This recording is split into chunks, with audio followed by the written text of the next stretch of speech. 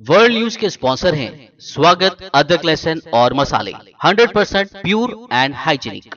अस्सलाम वालेकुम, आदाब। मैं हूं खलील फरहाद। पीबीएन चैनल के न्यूज बुलेटिन वर्ल्ड न्यूज की शुरुआत करते हैं हेडलाइंस से। लब्बैक अल्लाहुम्मा लब्बैक, लब्बैक ला शरीक लक लब्बैक की सदाओं के साथ मनासिक हज का आगाज।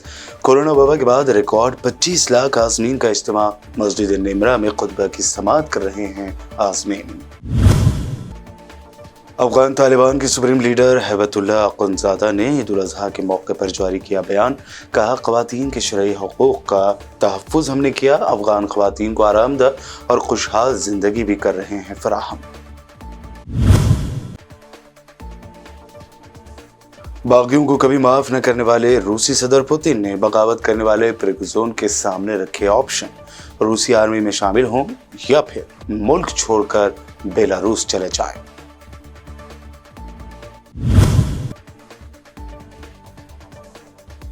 गुस्ताख नूपुर शर्मा की बीजेपी में एक महीने के अंदर होगी वापसी। अवामी जलसे से खिताब के दौरान असदुद्दीन ओवैसी ने किया बड़ा दावा।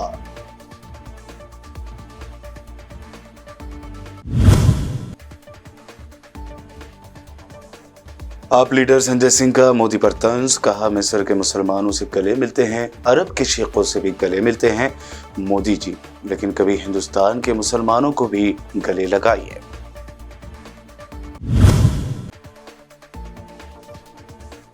और यूनिफॉर्म सिविल कोड पर पहली मर्तबा पीएम मोदी ने दिया बड़ा बयान। कहा, यूसीसी पर मुसलमानों को किया जा रहा है गुमराह। एक ही खानदान के लिए अलग अलग रूल्स नहीं हो सकते।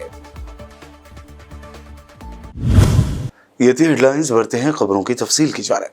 लब्बैक अल्लाहुम्मा लब्बैक, लब्बैक ला शरीक लक लब्बैक की सदाओं के साथ मनासिक हज का आगाज हो चुका है। आज हज के रुकन आज़म वक़ूफ़ अरफा की अदायगी की जा रही है।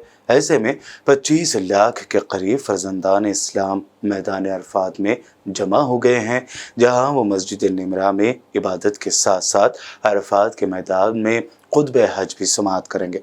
लाखों आज़मीन कल पीर को पैदल या बसों में सवार होकर मक्का मुकर्रमा के करीब क़ैमों के शहर मिना में सालाना हज की अदायगी के लिए जमा हुए, जहां सऊदी हुकाम का कहना है कि ये हज हाजिरी के रिकॉर्ड तोड़ सकता है।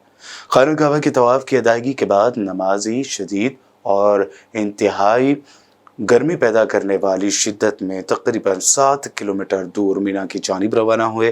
अहराम और सैंडल व चप्पल पहने हुजाज में से अक्सर छतरी लिए हुए थे, जिन्होंने पैदल या सऊदी हुक्काम की जानिब से फराहम करदा सैकड़ों एयर कंडीशन्ड बसों के काफिले में सफ़र किया।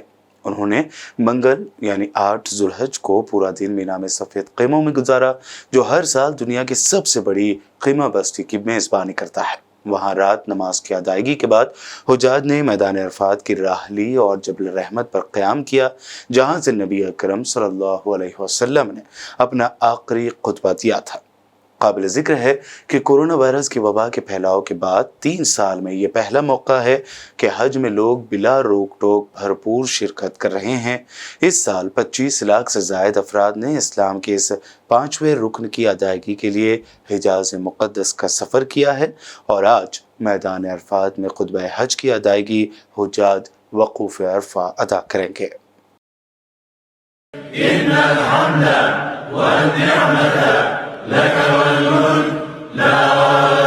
اللهم لبيك لبيك لا شريك لك لبيك إن الحمد والنعمة لك والملك لا شريك لك لبيك اللهم لبيك لبيك لا اللهم لبيك لبيك لا شريك لك لبيك إن الحمد والنعمة لك والملك لا شريك لك لبيك اللهم لبيك لبيك لا شريك لك لبيك إن الحمد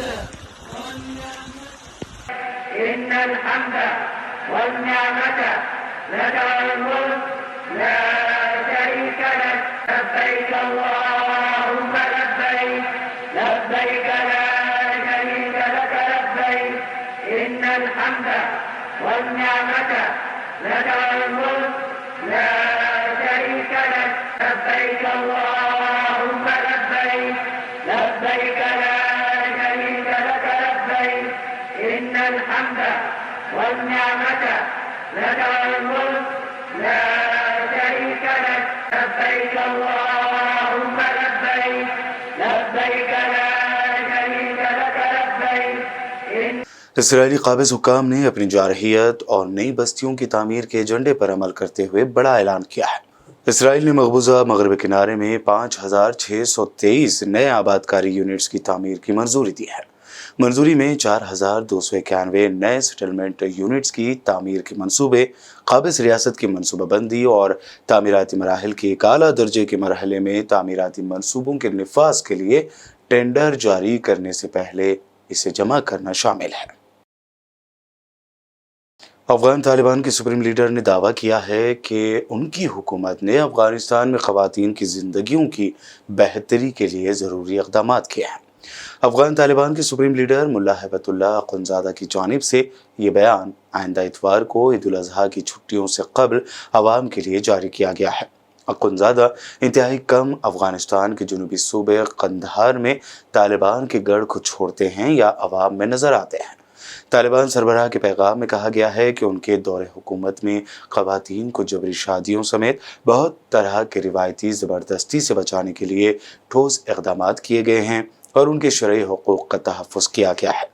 पैगाम में मज़ीद कहा गया है कि इस्लामी शरीयत के मुताबिक ख़वातीन को एक आरामदेह और खुशहाल ज़िंदगी फराहम करने के लिए मुआशरे के आधे हिस्से की हैसियत से उनकी बेहतरी के लिए ज़रूरी इक़दाम किए गए हैं।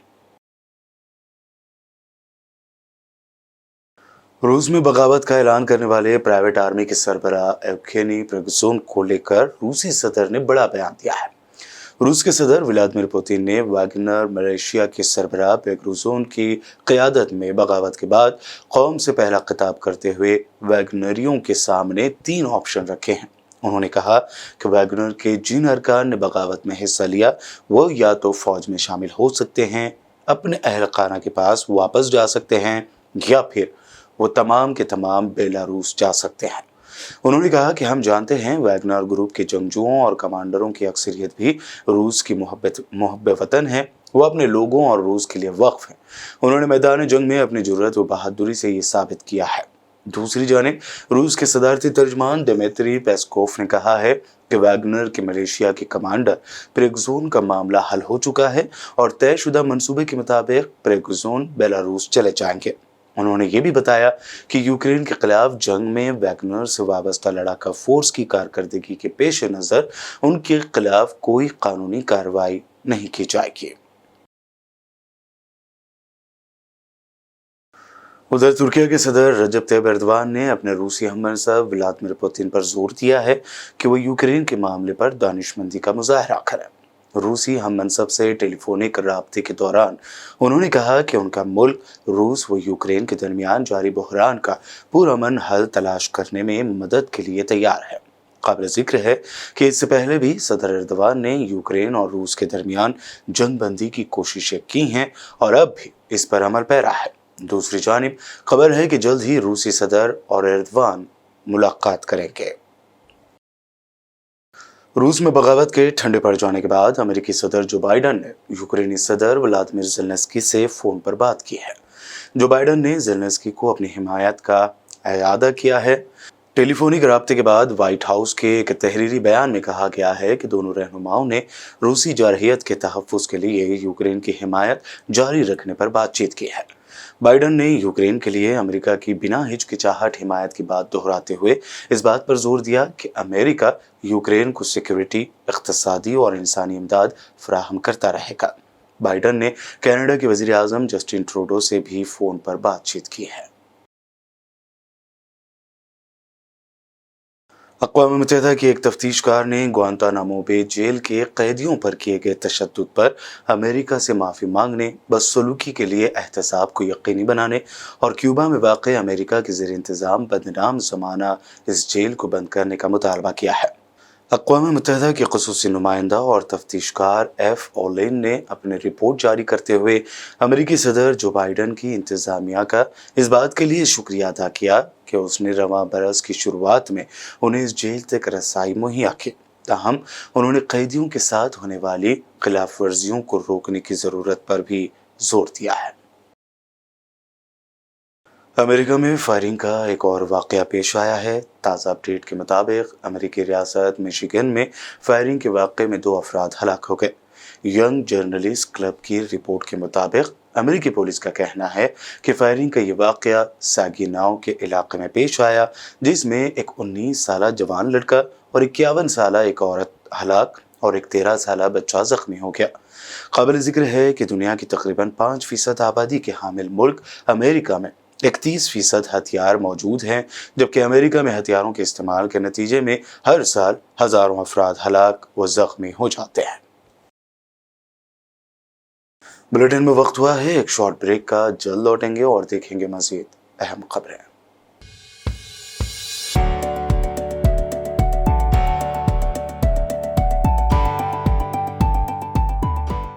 वर्ल्ड न्यूज के स्पॉन्सर हैं स्वागत, अदरक, लहसुन और मसाले, 100% pure and hygienic.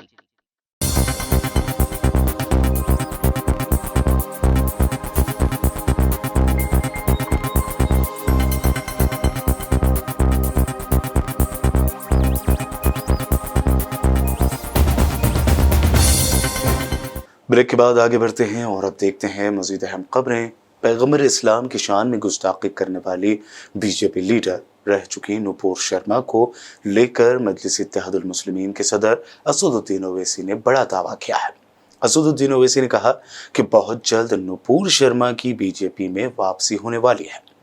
Asaduddin Owaisi ने दावा किया कि 1 महीने के अंदर बीजेपी नुपुर शर्मा की सियासी वापसी करने वाली है। वो फिर एक मरतबा सबके सामने आएगी। महाराष्ट्र में एक अवामी इजलास से खिताब करते हुए असदुद्दीन ओवैसी ने कहा कि बीजेपी वाले बोल रहे हैं कि 6 मुस्लिम ममालिक ने मोदी जी को सबसे बड़ा सिविलियन अवार्ड दिया है। मैं पूछता हूं कि नुपुर शर्मा किस पार्टी की थी जिसने हमारे रसूल की शान में गुस्ताखी करने की कोशिश की है, या आपकी मुसलमानों से क्या मोहब्बत है। उन्होंने आगे कहा कि याद रखना मेरी ये बात, 1 महीने के अंदर नुपुर का पॉलिटिकल रिहैबिलिटेशन मोदी जी करने वाले हैं, वो दोबारा सबके सामने आएगी। आम आदमी पार्टी लीडर संजय सिंह ने पीएम मोदी पर तंज करते हुए कहा कि अमेरिका में मुसलमानों के साथ बुरा सलूक करने के सवाल के बाद जब वो मिस्र गए तो सीधे मस्जिद पहुंच गए।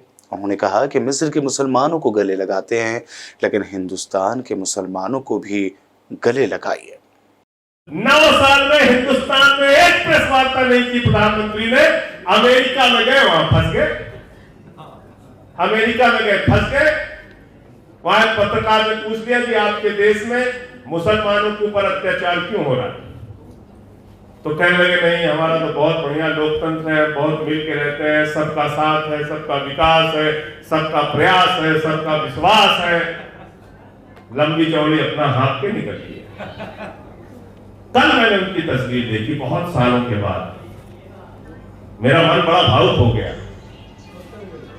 जैसे ही अमेरिका में उनसे पूछा गया मुसलमानों के ऊपर अत्याचार देश में क्यों हो रहा है, कल मिस्र पहुंचे तो सीधे मस्जिद में दाखिला हो गया। मस्जिद में पहुंच गए। अरे मैंने कहा मोदी जी, मिस्र की मस्जिद में जाते हो, हिंदुस्तान में बहुत अच्छी अच्छी मस्जिद बनी है, यहां भी कभी चले जाओ। इसमें क्या बुराई है हमको बताओ।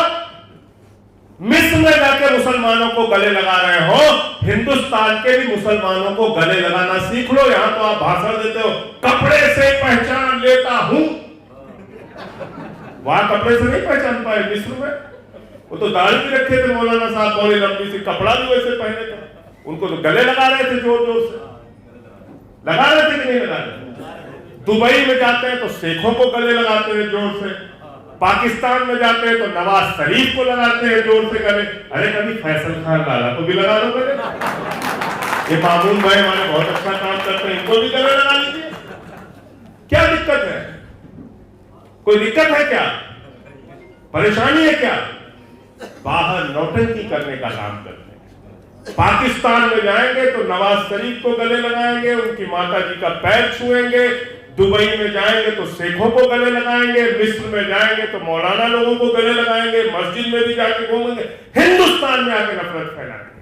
वज़ीर आज़म नरेंद्र मोदी ने मंगल को पहली मर्तबा यूनिफॉर्म सिविल कोड पर खुलकर बात की है। उन्होंने कहा कि वोट बैंक के भूखे लोग यूसीसी पर मुसलमानों को भड़का रहे हैं। पीएम मोदी ने कहा कि पसमानदा मुसलमान सियासत के शिकार हो रहे हैं। दुनिया के कई मुस्लिम ममालिक ने 3 तलाक को खत्म कर दिया। पीएम मोदी ने कहा कि मैं 2 दिन पहले मिस्र में था। मिस्र ने आज से 90 साल पहले 3 तलाक को बंद कर दिया। उन्होंने कहा कि कतर, इंडोनेशिया, बांग्लादेश जैसे कंट्रीज में 3 तलाक खत्म हो चुका है। यह रिवायत का हिस्सा नहीं है। यूनिफॉर्म सिविल कोड को लेकर पीएम मोदी ने कहा कि एक खानदान में हर एक के लिए अलग अलग इंतजाम कैसे होगा? अगर ऐसा रहा तो क्या खानदान चल पाएगा?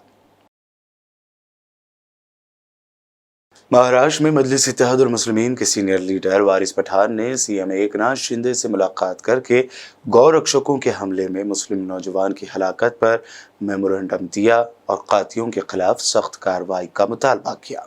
मंत्रालय में आए हम महाराष्ट्र के चीफ मिनिस्टर जनाब एकनाथ शिंदे साहब जी से मुलाकात की। हमने उनको बकरीद के बारे में उनको दरखास्त की, हमने उनको लेटर दिया। पहले भी एक मीटिंग हो चुकी थी उनसे, जिसमें हमने कहा था कि बकरीद के मसले से जो ताल्लुकात से जो तकलीफ आती है लोगों को, उसका हल निकाला जाए। तो लोगों ने हेल्पलाइन चालू किया था, हेल्पलाइन के ऊपर लोग फ़ोन कर रहे थे, मगर फिर भी बारिश की वजह से कुछ लोगों को बकरीद में बकरा खरीदने में, बेचने में तकलीफ आ रही थी। वो लोग हमको फ़ोन करते थे। तो हमने इसके लिए आज सीएम साहब से मुलाकात की। सीएम साहब ने आश्वासन दिया है कि पूरी तरह से जो कुछ भी मदद लगेगी सरकार करेगी।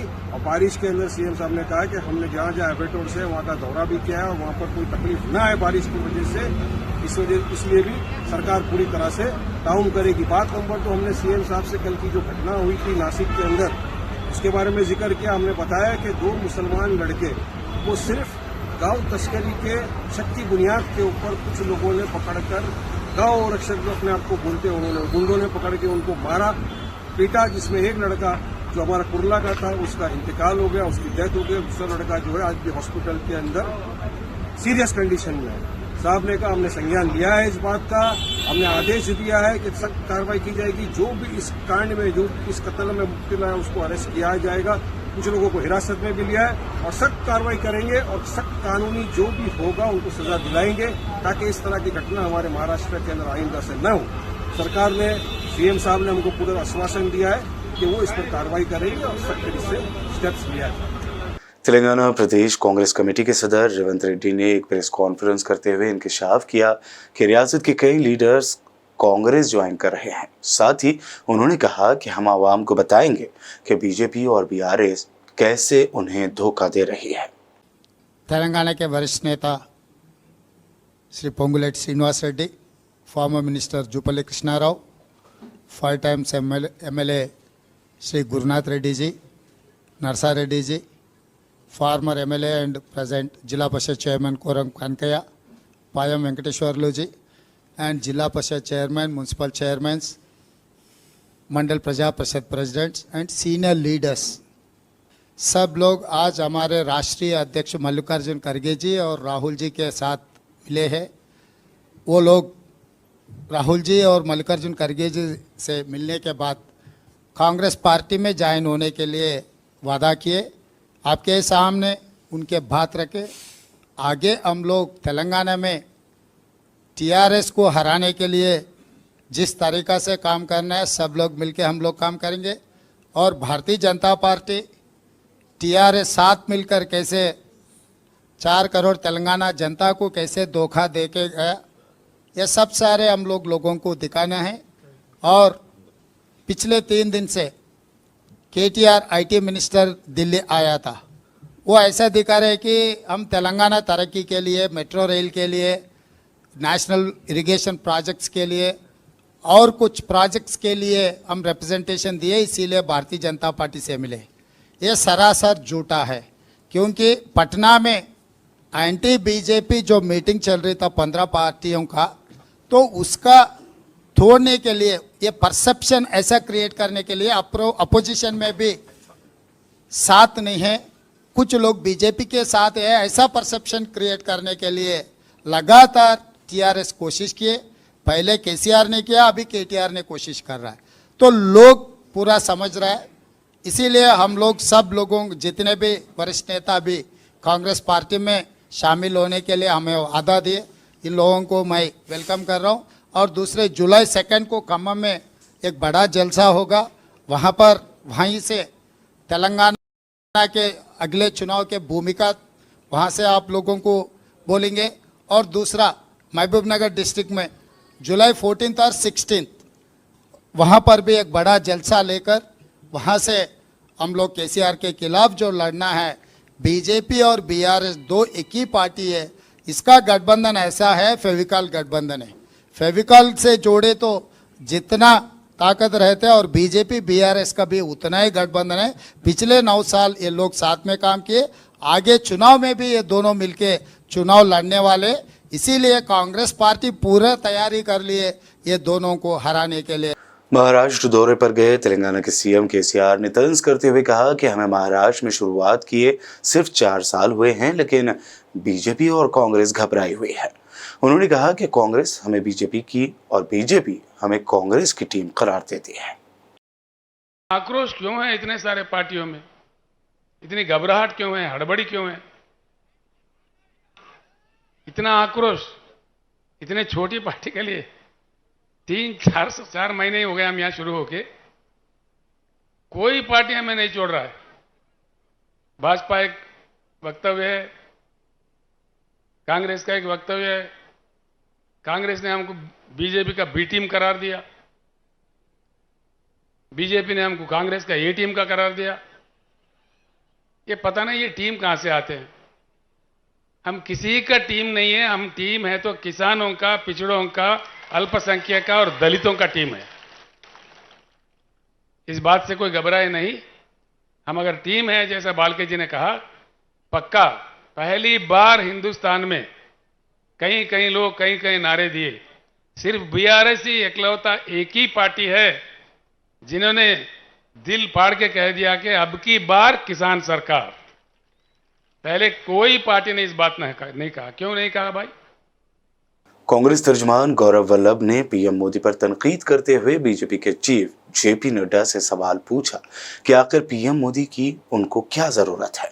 गौरव वल्लभ ने कहा कि हमें मोदी की जरूरत फिर से क्यों है। उन्होंने इल्जाम लगाते हुए ये भी कहा कि मुल्क में मोदी हुकूमत के आने के बाद गुज़िश्ता 9 सालों में जीडीपी कमजोर हुई है, बेरोजगारी बढ़ी है, गरीबी भूखमरी बढ़ी है। पीएम मोदी अपनी शुरू की हुई एक भी स्कीम को अब तक कामयाब नहीं बना पाए हैं। और अब बुलेटिन के आखिर में हेडलाइंस पर डालते हैं एक और नजर। लब्बैक अल्लाहुम्मा लब्बैक, लब्बैक ला शरीक लक लब्बैक की सदाओं के साथ मनासी के हज का आगाज। कोरोना वबा के बाद रिकॉर्ड 25 लाख आज़मीन का इज्तिमा।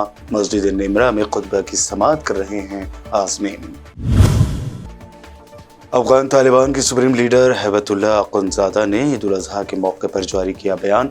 कहा, ख़वातीन के शरई हकूक़ का तहफ़्फ़ुज़ हमने किया। अफगान ख़वातीन को आरामदा और खुशहाल ज़िंदगी भी कर रहे हैं फराहम।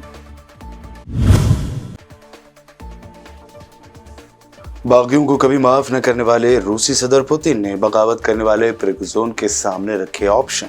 रूसी आर्मी में शामिल हों या फिर मुल्क छोड़कर बेलारूस चले जाएं।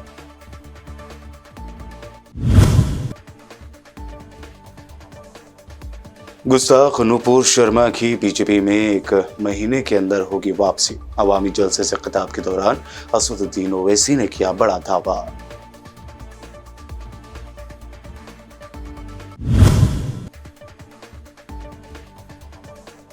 आप लीडर संजय सिंह का मोदी पर तंज। कहा, मिस्र के मुसलमानों से गले मिलते हैं, अरब के शेखों से भी गले मिलते हैं मोदी जी, लेकिन कभी हिंदुस्तान के मुसलमानों को भी गले लगाइए।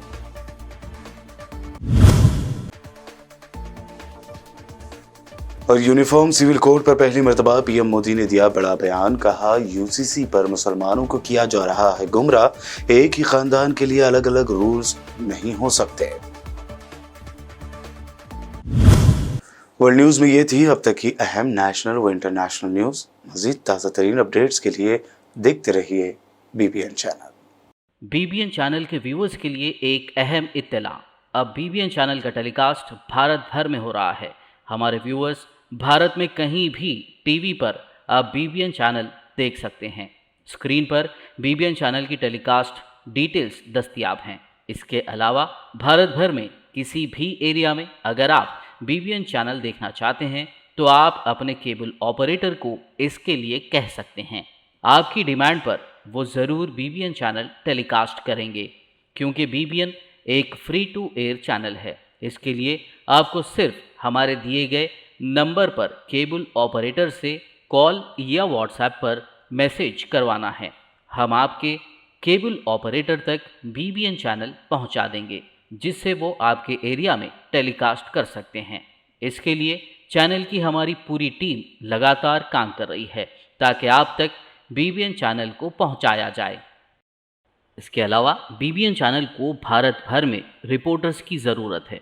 अगर आप सहाफ़ी हैं और बीबीएन चैनल से जुड़ना चाहते हैं तो आप भी दिए गए नंबर पर रब्त कर सकते हैं।